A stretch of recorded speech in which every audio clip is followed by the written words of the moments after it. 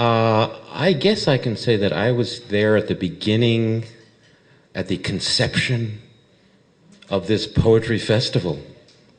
Feastival. Feastival. Dory, Charlotte, and I attended the poetry festival, the Dodge Poetry Festival, which may no longer happen because of financial cutbacks.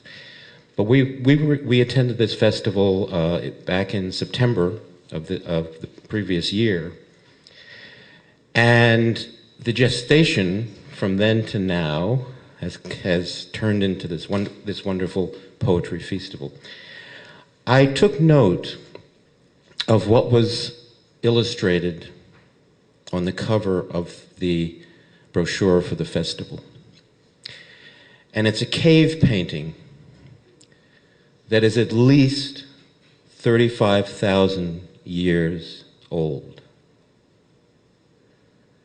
And we suddenly, by looking at this, have a connection with people who lived 35,000 years ago and had the desire to create art. And looking at it, there are pictures of horses, there are pictures that looks like rhinoceroses, butting heads. They wanted to express something that was important to them and in some ways permanent, in some ways would outlive their individual lives. And that's one of the things that poetry does. There's an inscription at the bottom by Walt Whitman which kind of also connects us in the same way that the cave painting connects us to each other. And I'll just read it quickly. This is from Crossing Brooklyn Ferry. Very appropriate, where we are. What is it then between us? What is the count of the scores or hundreds of years between us? Whatever it is, it avails not. Distance avails not, and place avails not. I too lived. Think of all of those lives that brought us from 35,000 years ago to today. The connection through art, through poetry, and through ceremony. And that's why I think ceremony is so vital, because it elevates, it enhances, it beautifies the connection between people. Now, I know one of the things that we always emphasize is that ceremonies celebrate life, but I think there's also a ghost in the room that we should acknowledge. And that is our mortality. Without the struggle to live, without the need to find a way to survive, our lives may not be quite as precious. Our moments together may not be quite as precious as they are. So this is what I wrote Charlotte when I decided I wanted to talk about mortality.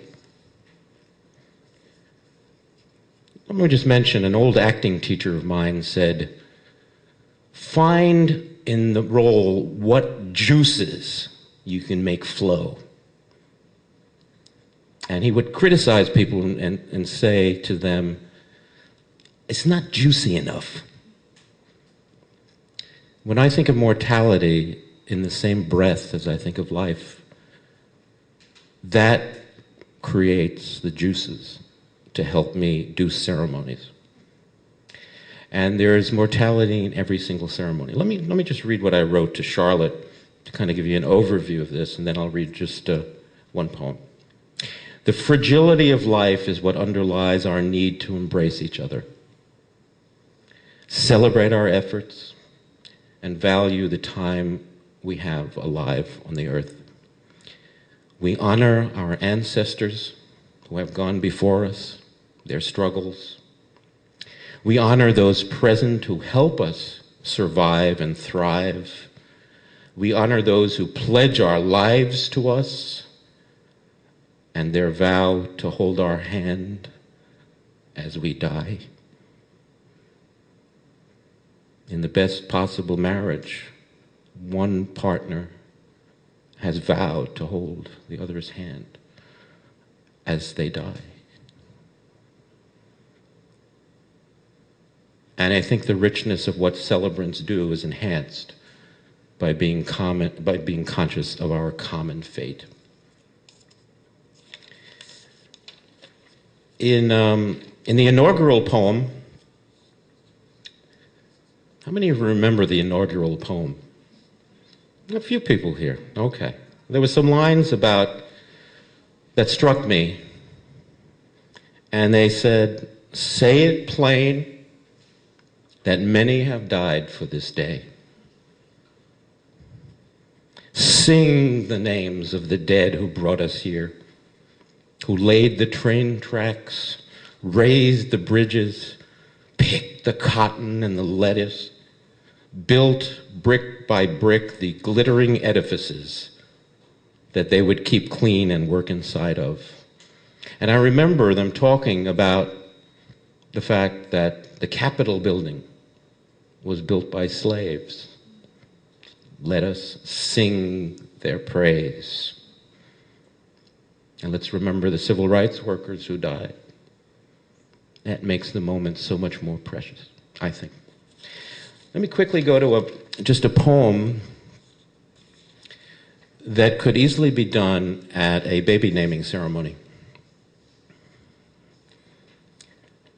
And there's a line here about mortality that I think makes it just wonderful. This is by Linda Paston. It's called Notes from the Delivery Room. Strapped down, victim in an old comic book. I have been here before, this place where pain winces off the walls like too bright light. Bear down, a doctor says, foreman to a sweating laborer.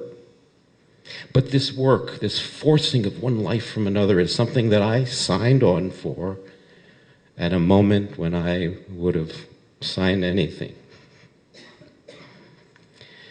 Babies should grow in fields, common as beets or turnips. They should be picked and held root end up, soil spilling from between their toes. And how much easier it would be later returning them to the earth. Bear down, the audience grows restive, and I'm a new magician who can't produce the rabbit from my swollen hat. She's crowning, someone says, but there is no one royal here. Just me, quite barefoot, greeting my barefoot child.